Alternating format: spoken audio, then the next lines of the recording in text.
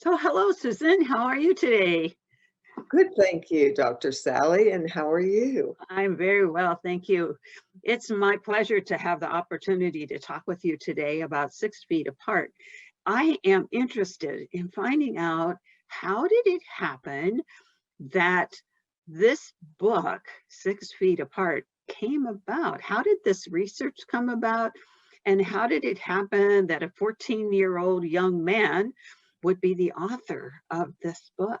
My grandson, Noah, was 14 years old last year in March, so almost a year ago. And he was in the car with his father coming home from a soccer game, and he told his dad he wanted to write a book on emotions. His dad decided to call me and ask if I wanted to just guide Noah along the path because Noah had never written a book, and Dan was excited to hear that Noah was interested. So Noah and I talked, and he's just a wonderful young man, interested in sports, but still interested in emotions. And he asked if I could help him.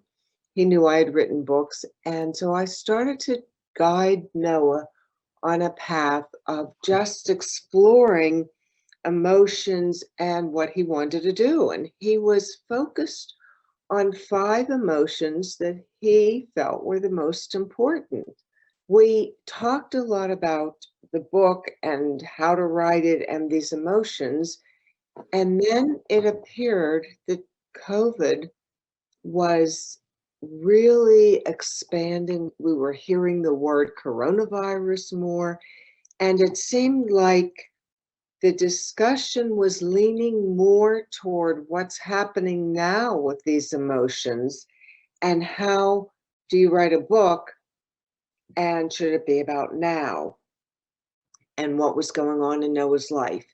So what really occurred was a journey that began with Noah having this interest in writing a book that developed into a time in history, COVID, that made the book impossible to write without being about the virus.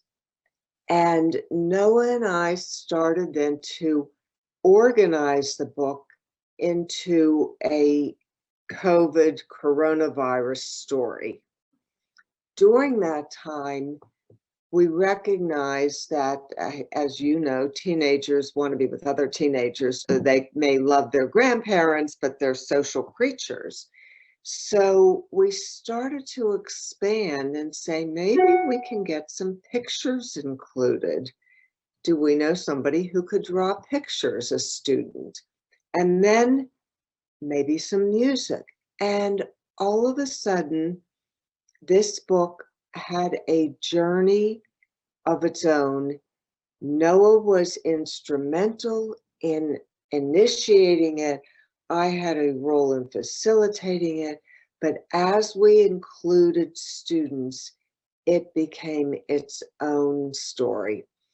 And it progressed and continues to progress. The project has expanded and continues to expand. And it has a message that is so relevant today that it amazes me that how it happened. It just was a fortune teller. Right. I was thinking about this today and thinking about the trauma that students have experienced as they have been at home, away from their sports, away from their opportunity to be together, to do their art together, to sing, to play instruments together, that it's been very difficult for them. And so as we think about how do we help students to manage their emotions so that they can be successful, tell me a little bit about how the students were chosen to do certain emotions and how they wrote. How did they do all the writing by themselves? Did you coach them? How did that work? probably the gamut. I coached some, I helped some, I was available. One of the things that the team, it became a team of 8 students, and they're phenomenal. And I believe they're phenomenal, and they're regular kids. They're regular students. And I believe one thing that I made sure that I was doing with an awareness of it was recognizing their strengths, not pushing them, allowing them to be who they are, and having them focus on their passion and their strengths. So first, we wanted some artwork in the book because Noah was talking about fear, and he thought, wouldn't that be cool if we could have somebody draw a picture of how they felt? So we found a friend of mine's granddaughter who wanted to do some artwork for the book. She thought she was coming in to draw a picture, and that's it. Now, today, she is the leader of 6 Feet Apart team, and she's a researcher and developing the research based on professors who deal with trauma and traumatic events in children's lives. So each of the students moved in the direction that interested them. With Edie, she's the one doing the research on something called ACEs, childhood trauma. But Edie got a mentorship with a professor based on her interest in neuroscience. So she was interested in, specifically because she's dealt with health issues and wanted to do the neuroscience of those issues. So she took something that was personal, she moved it into, I want to learn about neuroscience. We got her a mentorship, and she is now doing research on childhood trauma. So and I could go with each of the students, they moved in that direction that valued who they are and what their passion is. So Yes. I think that that's so interesting how they all came together. And now, as I understand, they are all working together and will be actually helping to roll this book out in some schools, in some pilot schools. And we're really looking forward to working with them. All of this has come together almost like a beautiful tapestry. When I think about the way that they have not only like been chosen, but have almost chosen themselves to be part of this. And that's much like the way a tapestry is put together with many beautiful threads. And here we have each one of these beautiful young people who are part of all of this. But what we have found, and what we have found is that each one of them has their own need to belong. And we know about the research on development of adolescence and how at this point in their life, belonging is the most important thing for them. And so we often say, as we put this tapestry together with these wonderful young people, that what has woven, the golden thread that has woven through all of this has been belonging. Thinking about how they can belong together in this team, but also how they can belong in the world and find their places in their own ability to go on to school, to work within their high schools, to be involved in their community, whether it's in athletics or band and orchestra or whatever it might be. They are finding their place. They're finding their own golden thread within this tapestry. Absolutely. I would like to give you an example of that. One of the team members is a young student named Julia, and Julia drew some of the artwork in the beginning when there was a lot of fear. And one of her pictures was so frightening that we didn't even know if we should include it. When you look at what happened as she became involved with this team and felt a sense of belonging, and felt a difference within herself. And she had some good experiences during the summer. The artwork that she did in the happiness chapter was so drastically different that it shows how belonging changed her inner emotions.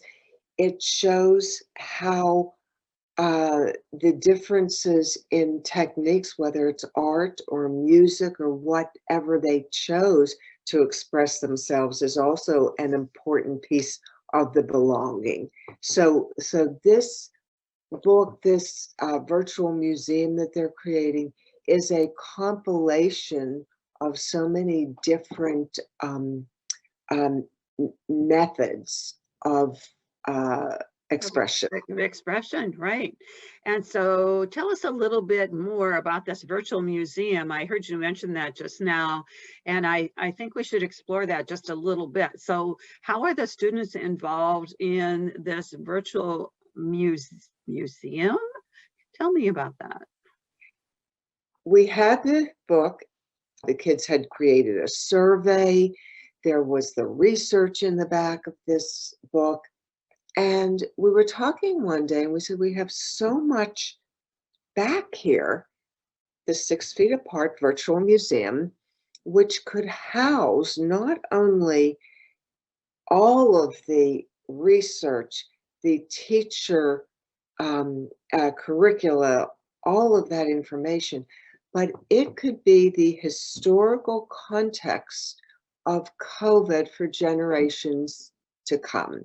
So if we get this out to schools across the globe and students write their own stories from China, from Romania, from everywhere, and they're documented into this virtual museum, we will have, for our purposes now, but for historical purposes as well, to show how were kids affected, how did they deal, what were their stories during COVID-19.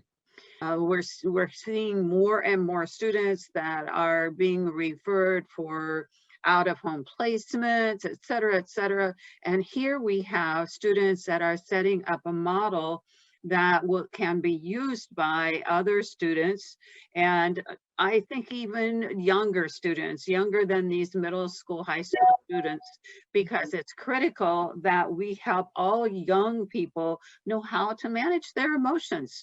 And there are many parents that really don't know how to teach their students about emotions. And so working with schools and teachers, counselors, psychologists, and others, we can, through this, through the writing of these students, help others know how to be successful. And I think that's such a beautiful part of this tapestry that has been developed.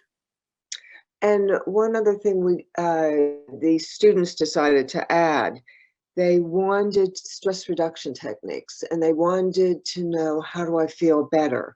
So, and usually what we did is we had the students, I would give them a tip, like a mindfulness technique. For example, Noah, I would teach him the mindfulness technique, but then he would adapt it to what he wanted it to be.